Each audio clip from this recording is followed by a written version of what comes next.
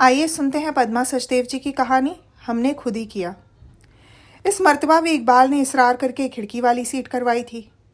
उसने हाथ में लिया बैग सीट के ऊपर बने स्थान पर रखा और सीट पे बैठकर इत्मीनान से पेटी बांधने लगा।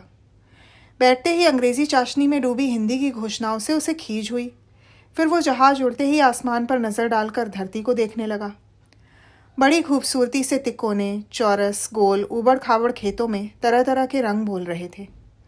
हरे रंग की ऐसी विविधता उड़ते हुए देखना भी एक अय्याशी है।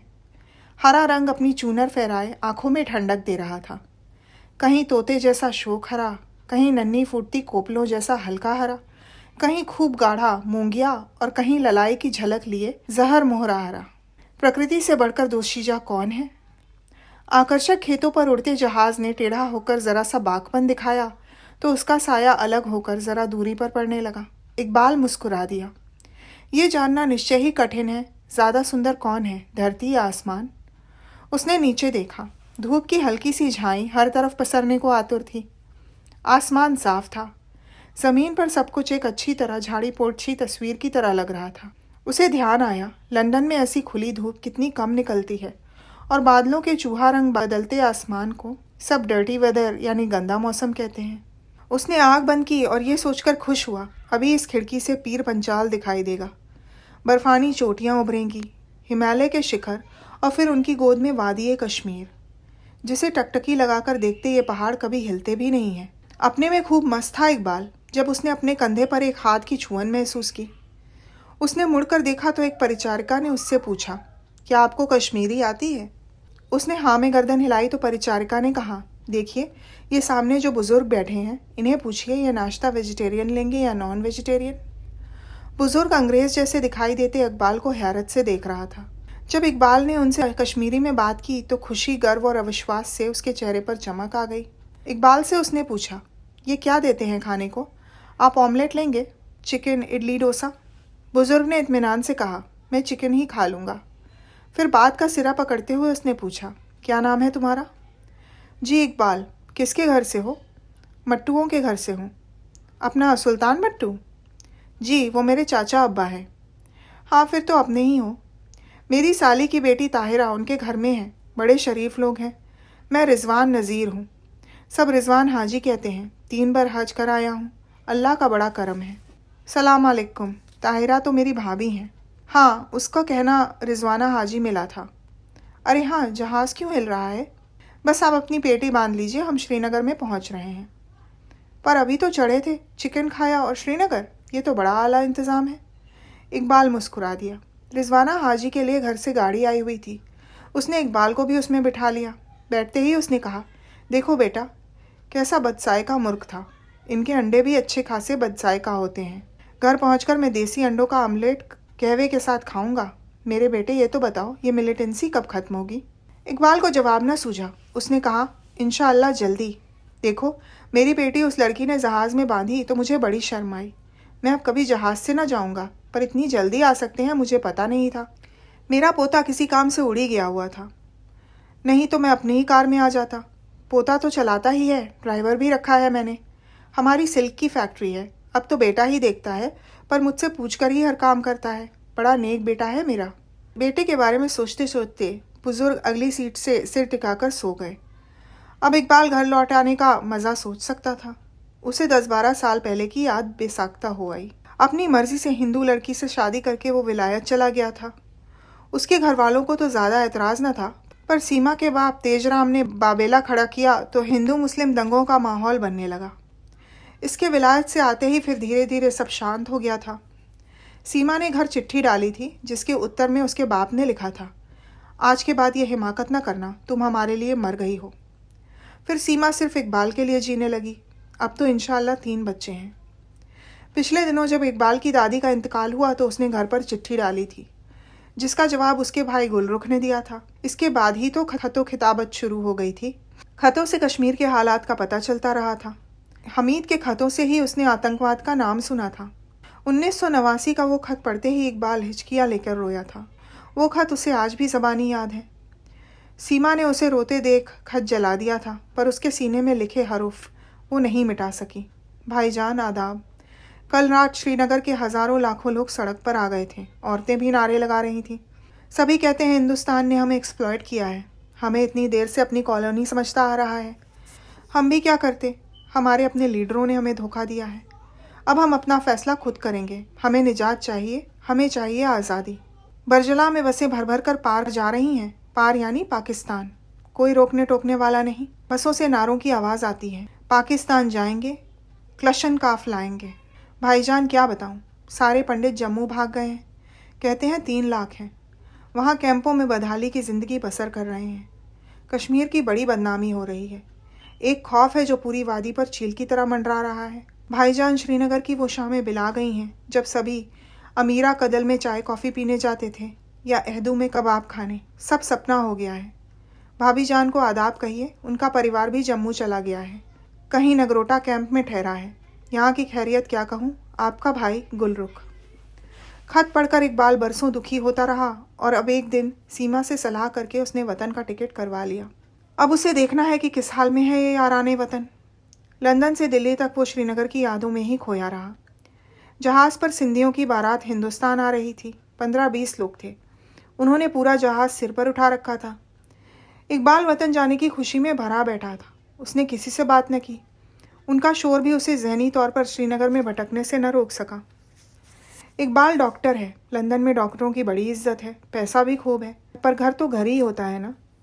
तभी तो वो 3 सूटकेस भरकर तोहफे ला सका है। सीमा ने अपनी सास को बांटने के लिए 16 जनाना सूट भेजे हैं। फिर कितने खिलौने, टेप रिकॉर्डर, टेलीफोन, एक वीडियो और 5 सोने की गिन्नियाँ भी हैं। वो वीडियो की कैसेट रखने वाली जगह में है शायद। सीमा ने हर तरह से नेक बीवी बनने की कोशिश की है। बहुत अच्छी माँ भी है वो। माँ मेरी पता नहीं कैसी होगी, और अब्बू बूढ़े तो हो ही गए होंगे। घर में इतने बच्चों के पैदा होने की इत्तला मिलती रहती है कि अब उसे गिनती याद नहीं। गुलरुख के ही माशाअल्लाह 4 बच्चे हैं। सीमा ने सबका हिसाब लगाकर तोहफे भेजे हैं।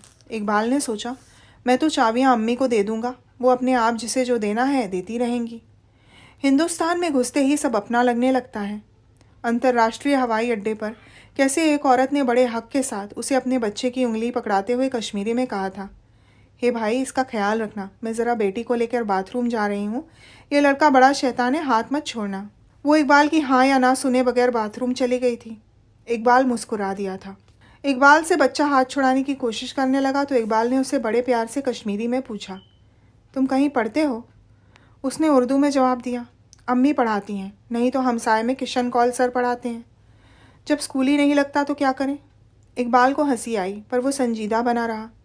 उसने सोचा ये मासूम छोटा बच्चा नहीं जानता स्कूल क्यों नहीं लगता, इम्तिहान क्यों नहीं होते, मिलिटेंसी क्या है। इकबाल ने बड़े प्यार से उसे पूछा, तुमको डर लगता है?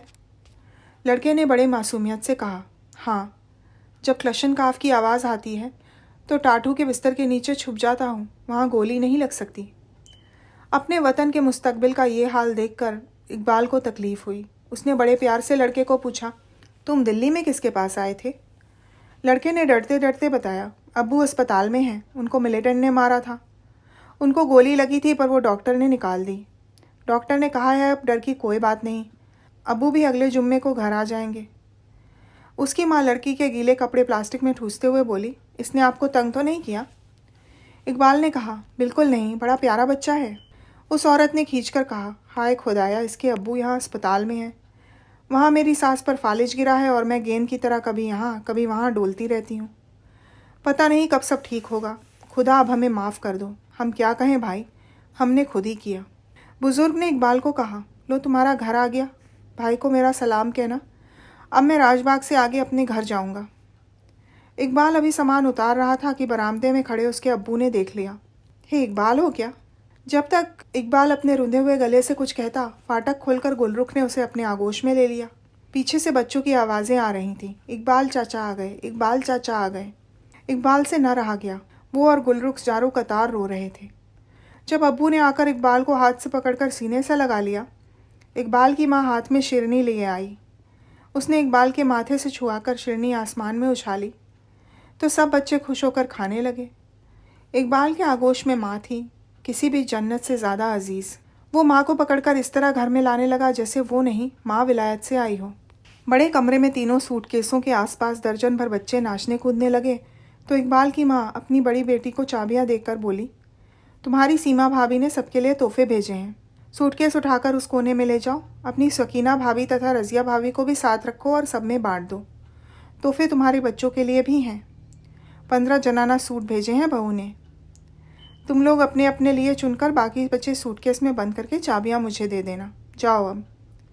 जगह खाली होते ही इकबाल के अब्बा ने हुक्का गुड़गुड़ाते हुए कहा, हम तो तबाह हो गए। सोचा था इन्होंने आज़ादी मिलेगी, पर क्या मिला। हज़ारों जवान बेटे कुर्बान हो गए। हुक्म कोई देता है, मानते हैं हमारे बेवकूफ़ बच्चे। तुम नहीं जानते, गुलरुख के साले की बॉडी परसों ही जेलम से मिली। उसके पास बंदूक थी, कागजात थे। हमने पहचान लिया था पर लाश लेने से इनकार किया, नहीं तो ये पुलिस हमें कहीं का नहीं छोड़ती। गुलरुख के साले के साथ ही मेरा बड़ा पोता भी था।